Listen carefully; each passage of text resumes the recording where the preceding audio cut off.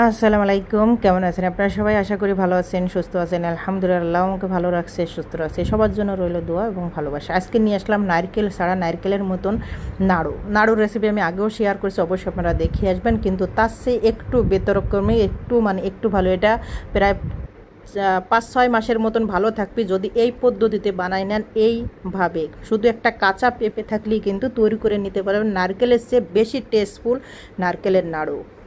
তাহলে এখানে নারকেলের নাড়ুর বাদ দিয়ে আমি বলেই ফেলাই যে এটা হচ্ছে কাঁচা পেঁপের নাড়ু। আর টেস্ট অসাধারণ, প্রায় 4 থেকে 5 মাস ভালো থাকবে আলহামদুলিল্লাহ। লাগবে একটা পেঁপে। এখানে আমি বড় সাইজের একটা পেঁপে, আমাদের বাড়ির কাছে একটা পেঁপে নিয়েছি। এটা পেঁপে হয়তো 2 থেকে 3 কেজির উপরে হবে, বড় বড় পেঁপে হয়। সেই পেঁপেটা এখন আমি কেটে নেব। এটার মনে হয় অর্ধেকটা আমি ব্যবহার করব, বেশি ব্যবহার করব, অর্ধেক নয়, 3 ভাগের 1 ভাগ আমি ব্যবহার করব। পেঁপেটা আমি কুচি কুচি করে কেটে নিয়েছি একদম।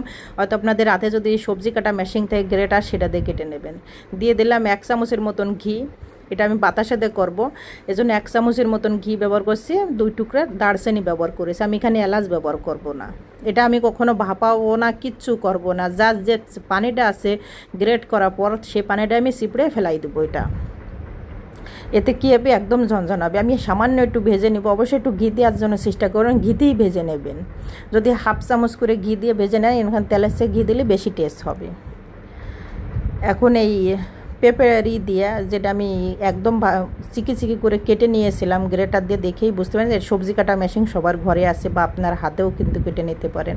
পরিমাণ মতন দিয়ে দিলাম লবণ, স্বাদ মতন। যত একটু মিষ্টি, একটু অবশ্যই লবণ দেবেন। আমি এটা ধরেন 4 থেকে 5 মিনিট একটু ভেজে নিব। এমন তো চুলের আঁচ আছে লো মিডিয়ামে। যখন ভাজা হয়ে যাবে, তখন আমি এখানে চিনি বা বাতাসা এখানে আমি ব্যবহার করব। আমি ব্যবহার করব বাতাসা, আপনি চাইলে চিনি ব্যবহার করতে পারেন, গুঁড়ও ব্যবহার করতে পারেন। এখানে ধরেন তো আমি যদি গুঁড়ে করি, তাও কিন্তু আমার 1 কাপের উপরে এখানে বাতাসা আছে। যদি গুঁড়ে পাউডার করি 1 কাপের উপরে আছে। তা আমি এখানে পুরোটাই আমি একটু রেখে দিয়েছিলাম, তাতে আমার মনে হয়েছে লাগবে, আর একটু আমি দিয়ে দিলাম। এখানে কোনো পানি কিচ্ছু ব্যবহার করবে না। জাস্ট এই যে মিষ্টি, যে চিনির যেটা মানে রস, সেই রসেই কিন্তু এটা পুরোটা কুক হয়ে যাবে।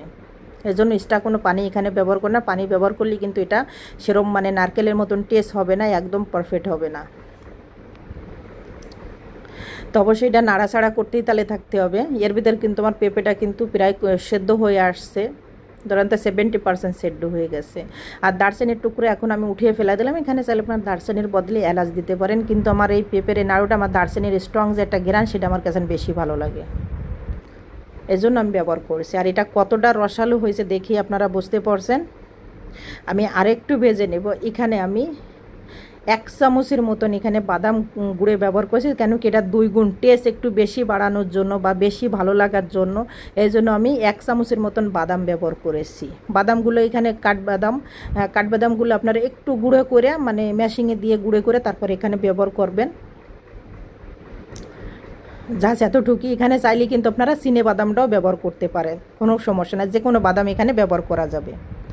এটা নাড়াচাড়া করতে করতে দেখবেন একটা ডোর মতন হয়ে আসবে। যখন একদম মানে কোড়োই ছেড়ে দেবে, মানে একদম রসটা গায়ে লেগে গেছে, বা গোড়াইটা এখনও কিন্তু হয় নাই, আরেকটু জাল করে নিতে হবে। আমি হাত দিয়ে আপনাদের একটু চেক করে দিলাম, সেটা কেন কি এখনও কিন্তু এটা রস গায়ে লাগে নাই।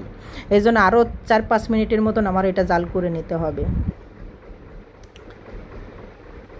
আর যখন দেখবেন যে একদম মানে এই পাশে নাড়া দিলে, খুন্তিতে নাড়া দিলে এই পাশে চলে যাচ্ছে, দলা পাকায় যাওয়া লাগছে, একটা ডোর মতন, কালারটাও চেঞ্জ হয়ে আসছে। দেখুন তো পুরো পেঁপের কিন্তু কালারটা চেঞ্জ হয়েছে। যেরকম নারকেলের একটা কালার চেঞ্জ হয়ে যায়, সেরকম গুড় টাইপের একটা কালার চেঞ্জ হয়ে গেছে। তখনই বুঝবেন যে এটা পারফেক্ট হয়ে গেছে।